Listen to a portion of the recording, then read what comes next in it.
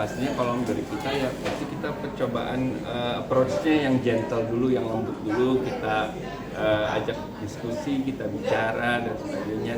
Tapi kembali lagi setiap anak tuh beda-beda ya, nggak bisa disamain cara membesarkannya. Ataupun tipe parenting tuh nggak ada yang benar-benar ini buku satu bisa cocok untuk semua gitu, nggak bisa. Jadinya tergantung juga sih, kayak waktu aku kecil pun aku dididik dengan harus dengan keras gitu. Kalau enggak ya akunya emang bandel.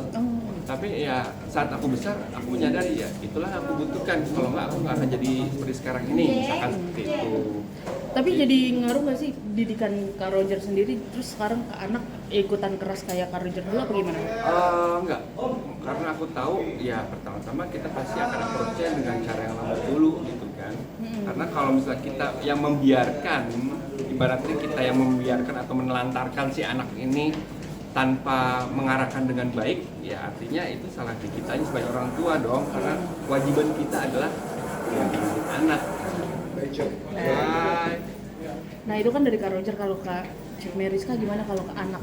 Beda nggak sih sama Kak Roger yang agak lembut itu? Kalau aku mah ngikutin suami ya, tapi kalau aku punya ketegasan buat anak tuh ngasih tahu apa yang dia lakukan itu salah ya, aku kasih tahu ke dia, tapi mungkin nggak langsung ya, step by step. Maksudnya ketika dia udah menyelesaikan emosi, dia sudah keluar, dia sudah mulai tenang, baru kita kasih tahu gitu.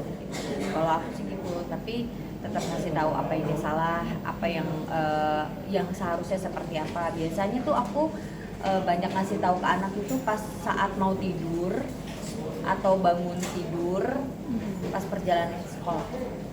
Tapi anak-anak sendiri suka tantrum nggak sih tipikal? Anak-anak itu kan pasti ada umurnya, tantrum tuh pasti ada kan. Justru dia harus melewati tantrum itu. Kalau dia tidak melewati tantrum itu berarti ada yang skip nih. Dan kita bukannya melarang mereka untuk tantrum, kayak dia lagi marah-marah, jangan gitu. Dia lagi di mall, dia nangis-nangis, jangan gitu, enggak. Tapi kita pandu, kita kasih mereka waktu. Mereka sedang berlatih untuk meregulasi emosional mereka. Gimana sih cara nenangin diri sendiri, gimana sih cara ngelewatin gejolak-gejolak yang mereka rasain. Ya itu kita sebagai orang tua kita ya dampingin. Kalau di rumah tuh biasanya kalau anak lagi marah gitu, aku kasih tempat yang aman, safety gitu. Maksudnya yang tidak ada barang-barang yang berbahaya, yang tajam atau mainan. Benar-benar kosong, aku membiarkan dia untuk meluapkan emosi dia, dan aku kasih tahu kalau udah kelar panggil mami. Nanti dia akan panggil, mami udah. Nah baru di situ kita ajakin dia kan. Kita jelasin cara mereka yang lebih baik. Jadi aku biarin, jangan kayak apa diam ini biarin, karena itu udah umurnya harus dia lewatin. Kan kalau umur dari 0 sampai 3 apa yang harus dilewati stepnya, dari 3 ke 6 apa, 6 ke 12 tuh apa, pasti ada tuh. Dan itu tuh kita support dia. Justru kalau dia tidak melewati tantrum itu, wah ini tantrumnya bakalan telat nih, mundur nih. Seharusnya dia udah lewati tantrumnya. Berpengaruh pada perkembangan ke depannya. Iya, gitu. Jadi kalau anak tantrum itu wajar banget. Ada yang hal-hal yang harus mereka lewatin Memang untuk ada. kebaikan mereka sendiri. Nah, tapi itu kembali lagi kalau untuk kayak yang sekarang lagi ngetren nih pendidikan dengan cara militer kayak gitu, ya sebenarnya kemarin itu awal-awal kita mungkin banyak lagi heboh atau trendingnya tuh cara parentingnya Amerika atau cara parenting Eropa itu yang gentle parenting, yang tidak memarahi ataupun bagaimana. Setuju banget, gentle parenting seperti itu, banyak komunikasi dengan anak.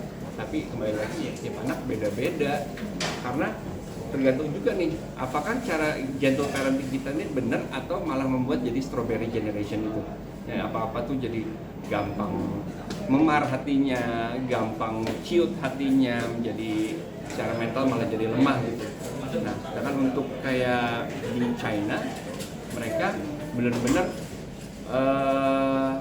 mendidik anak-anak mereka supaya nanti ke depannya menjadi sukses. Mereka diajarkan untuk bekerja keras, diajarkan untuk hati nuraninya dan lain-lain sebagainya. Ya beda-beda sih tiap anak. Ya kita sebagai orang tua yang nggak harus selalu mengikuti, oh ini kayak benar, ini kayak benar. Feeling dari kitanya aja sebagai orang tua yang baiknya harus seperti apa untuk anak kita. Nah kayak Kak Aku Cut, duluan ya. Oke. Roger aja ya, aku duluan. Last question, Tom. Oke. Udah telat banget soalnya. Oke. Kalau Kak Roger sendiri akan tegas kalau posisinya kayak gimana, anak tuh kayak gimana? Harus tegas kalau misalkan mereka itu menyakiti orang lain, harus tegas saat mereka itu apa lagi ya, kayaknya sih harus itu doang sih, menyakiti diri sendiri atau orang lain sih. Kalau misalkan mereka kayak kurang ajar atau tidak sopan, itu tergantung dari usia anaknya ya. Tegasnya kayak gimana Kak Roger biasanya? Kalau tegas ya benar-benar kita tekankan ke dia kalau memang kita tuh serius apa yang kita ucapkan gitu. Misalkan anak-anak masih kecil sih soalnya, masih umur 3 dan 5 tahun. Ya tegasnya ya kita benar-benar konsisten saat mereka melakukan atau mereka melempar barang. Kalau mereka melempar mainan ada dua, atau memukul orang gitu ada dua, kita singkirkan si orang atau mainan itu atau kita singkirkan si anak ini. Ibaratnya kalau dia lempar barang itu kita ambil, kita simpan supaya mereka tidak melempar lagi barang itu. Atau mereka mukul orang atau mukul orang di rumah gitu, nah dia nggak boleh ketemu sama si orang ini dulu. Mereka pasti akan ya biasa main sama mereka atau gimana, mereka pasti akan nyariin, ya kita kasih pengertian di situ.